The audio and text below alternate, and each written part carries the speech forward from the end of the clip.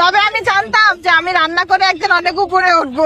তা না হয় বুঝলাম, কিন্তু মানুষ দেখি এখন আপনার উপরে উঠতেছে।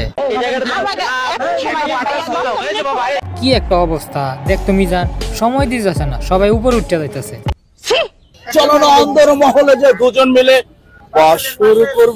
একটাবার মিজান চিন্তা কর, মানুষ কতটুক নিচে নামতে পারলে এরকম আচরণ করে নিজের সন্তানের সাথে।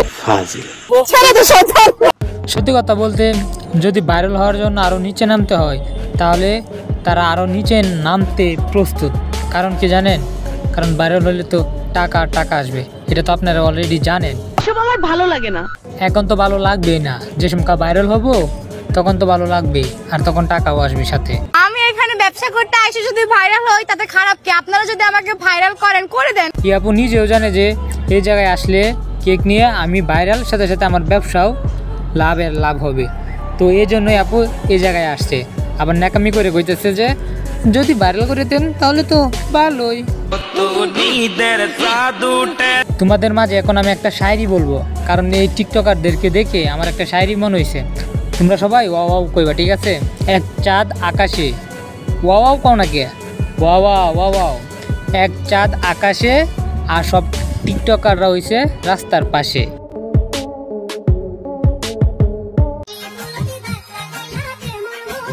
আমি অলরেডি বুঝে গেছি আপনারা এই মহিলাটাকে চিনে গেছেন। বিশিষ্ট ভাইরাল ব্যবসায়ী কেক আপা। আপনি কি নাচতে পারেন? না। A few moments later. আমার অডিয়েন্স যারা আছেন তারা আবার ভুল পাইবেন না, উনি কিন্তু নাচতে পারে না। উনির মেয়ে বলছে দেখে উনি নাচতেছিল, ঠিক আছে? মানে মার কাছে মেয়ে আবদার করছে, তো বিষয়টা এরকমই, বুঝছেন? এই নাচ দেখার পরে আমার বন্ধু মিজানে বলতেছে ওর মার নাচতে দেখছি, ওর মেয়ে কেমন নাচে ওইটা একটু দেখা বন্ধু আমার, এটা মিজানে বলতেছে। তো চলেন দেখে আসি। प्यारी समझ गई।